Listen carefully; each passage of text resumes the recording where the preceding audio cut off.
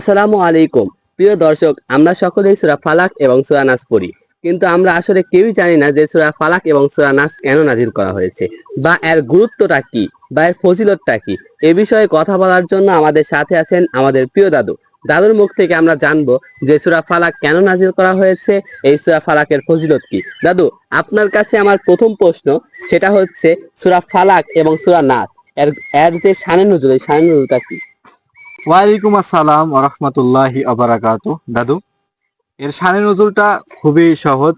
আল্লাহ রাসূল সাল্লাল্লাহু আলাইহি ওয়াসাল্লামকে এক ইহুদি জাদু করেছিল। তো আল্লাহ রাসূল সাল্লাল্লাহু আলাইহি ওয়াসাল্লাম খুবই কষ্ট পাচ্ছিলেন।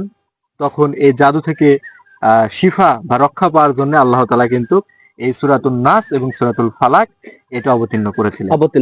হ্যাঁ, জি, আমরা আসলে যদি দেখেন এই সূরাটার অর্থ যদি দেখি, যেমন নাস মানে কি মানুষ, মানুষ, আর হ্যাঁ, ফালাক মানে কি প্রভাত বা সকাল। সকালবেলা, হ্যাঁ, আমরা যদি এর অর্থটা দেখি, কুল আউযু বিরব্বিন নাস, নাস, যে আমি মানুষের প্রতিপালকের নিকট আশ্রয় চাচ্ছি। আশ্রয় প্রার্থনা করছি, হ্যাঁ, হ্যাঁ, মালিকিন নাস, মানুষের অধিপতির নিকট। অধিপতি কি আল্লাহ তাআলা। আল্লাহ তাআলা, অবশ্যই, ইলাহিন নাস, মানুষের সত্য ইলাহের নিকট, প্রকৃত মানে ইলাহে প্রকৃত আল্লাহ আল্লাহ তাআলা। রাব্বুল আলামিন, অবশ্যই। তারপরে মিন শাররিল ওয়াসওয়াসিল খন্নাস, খান্নাস, যে সকল যারা হচ্ছে যে নিজেকে লুকিয়ে রেখে এসে কুমন্ত্রণা দেয়, এদের কাছ থেকে কি আমরা আশ্রয় প্রার্থনা করছি। কার কাছে? আল্লাহর কাছে, আল্লাহর নিকটে। তারপরে আল্লাযী ওয়াসইসু ফি সুদুরিন নাস, এরপর এখানে আমরা বলছি যে যারা হচ্ছে মানুষের অন্তরের মধ্যে কুমন্ত্রণা দেয়, শয়তান। তারপরে ওই আয়াতে বলাই হয়েছে মিনাল জিন্নাতি ওয়ান নাস, এই যে জিন এবং মানুষদের মধ্যে যারা অন্তরে ঢুকে ঢুকে মানুষের ক্ষতি করে, এদের কাছ থেকে আমরা কি আশ্রয় প্রার্থনা করছি। দাদু, এইবার যদি আমরা সূরা ফালাকের অর্থটা দেখি, আল্লাহ তাআলা এখানে বলছেন কুল আউযু বিরব্বিল ফালাক, আমি আশ্রয় চাচ্ছি যে সকাল সৃষ্টি করেছে এই প্রতিপালকের নিকটে। মিন শাররি মা খলাক, তিনি যা সৃষ্টি করেছেন তার অনিষ্ট হতে, যাবতীয় অনিষ্ট আমিন শাররি গাসিকিন ইযা ওয়াকাব, যে আল্লাহ তাআলা যে রাতের যে অনিষ্ট আছে, হ্যাঁ, গভীর রাতে, এই গভীর রাতে, এটা থেকে আমি আশ্রয় প্রার্থনা করছি। আমিন শাররি নাফাসাতি ফিল উকাদ, জাদু টানা, যারা জাদু করে, যারা বান মারে, এদের অনিষ্ট থেকে কি আল্লাহর নিকটে আশ্রয় প্রার্থনা করছি।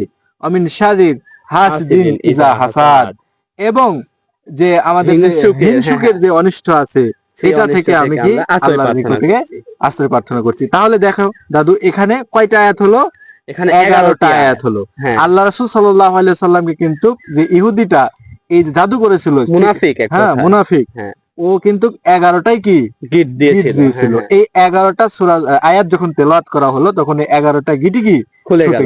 তার মানে এক একটা আয়াতের মাধ্যমে এক একটা গিট রাসূল সাল্লাল্লাহু আলাইহি ওয়াসাল্লামের উপর যে জাদু করা হয়েছিল, সেই এক একটা গিট এক একটা আয়াতের মাধ্যমে আল্লাহ রাব্বুল আলামিন খুলে দিলেন। তাহলে এটা তো আমাদের সমাজে যাদেরকে জাদু করা হয়, তাদের এই সূরা দুটি পড়া তো খুবই গুরুত্বপূর্ণ। এই বিষয়ে কি রাসূল সাল্লাল্লাহু আলাইহি ওয়াসাল্লাম কোনো কথা বলেননি? হ্যাঁ, অবশ্যই বলেছেন। আর রাসূল সাল্লাল্লাহু আলাইহি ওয়াসাল্লাম বলেছেন, দেখেন আমাদের সমাজে অনেকে আমাদের উপর হিংসা করে থাকে, অনেকে আমাদের ক্ষতি করার চেষ্টা করে, জিন সন্তান ক্ষতি করার চেষ্টা করে, এরপরে মানুষ শয়তান তো রয়েছে, পোকামাকড় আছে।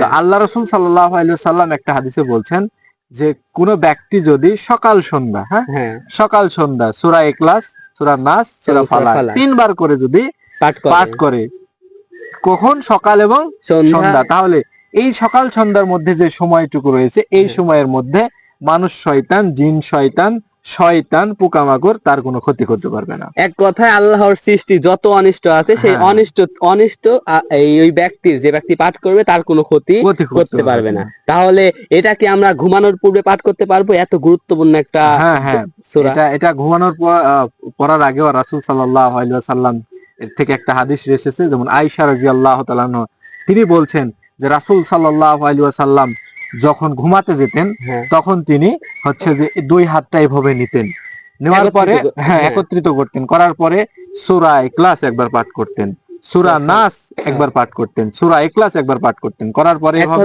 সূরা ইখলাস, সূরা ফালাক, নাস পাঠ করার পরে এভাবে ফু দিতেন, দেওয়ার পরে তিনি মাথা সর্বপ্রথম, মাথা, এরপরে মুখমণ্ডল, এরপরে যতদূর হাত যেত, এভাবে তিনি পুরো শরীর এক কথা মাথায় উপরে নিতেন। এভাবে তিনি 3 বার করতেন। 3 বার করার ফলে কি হবে, রাতের যে ক্ষতি যেগুলো আছে, অমঙ্গল যেগুলো আছে, এগুলো থেকে সে কি হেফাজতে থাকবে, আল্লাহ তাকে রক্ষা করবে। হ্যাঁ, জি। তাহলে এই সূরার গুরুত্বটা কি?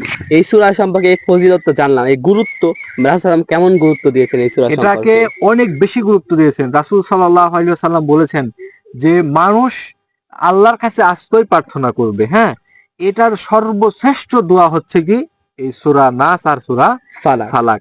এই 2টা সূরার মাধ্যমে যদি আল্লাহর কাছে কোনো মানুষ যদি আশ্রয় প্রার্থনা করে, তাহলে আল্লাহ তাআলা কি তাকে অবশ্যই হেফাজত করবেন। মানে আল্লাহর কাছে হেফাজত বা রক্ষা আশ্রয় প্রার্থনা করার ক্ষেত্রে সর্বোত্তম যে দোয়া, সেটা হচ্ছে সূরা নাস এবং সূরা ফালাক। কত গুরুত্বপূর্ণ এটা! অবশ্যই অনেক বেশি গুরুত্বপূর্ণ। হ্যাঁ। তাহলে আমরা এতক্ষণ যেটা জানলাম তার সারমর্ম হচ্ছে আমরা এই সূরার মাধ্যমে প্রথমত জাদুবিদ্যা থেকে, মানে জাদুর হাত থেকে রক্ষা পাবো। দ্বিতীয়ত আমরা হিংসুকের কাছ থেকে সুরক্ষিত হব এবং শয়তানের কুমন্ত্রণা থেকে আমরা নিজেদেরকে বাঁচিয়ে রাখতে পারবো। এবং এই দোয়াটা হচ্ছে সবচেয়ে গুরুত্বপূর্ণ একটা দোয়া। এই দোয়াটা আমাদের সকালের পাঠ করা উচিত। তো প্রিয় দর্শক, আমরা সকলেই এই দোয়াটা পাঠ করার চেষ্টা করব, আমাদের নিজের জীবনে এই দোয়াটা উপর আমল করার চেষ্টা করব। আল্লাহ তাআলা যেন আমাদেরকে তার উপর আমল করার তৌফিক দান করেন। আর আমাদের এই ভিডিওটা যদি একটু পরিমাণও যদি আপনার ভালো লেগে থাকে, আপনার জীবনে উপকৃত হয়ে থাকেন, তাহলে অবশ্যই আমাদের চ্যানেলটা সাবস্ক্রাইব করবেন এবং আমাদের সবসময় পাশেই থাকবেন।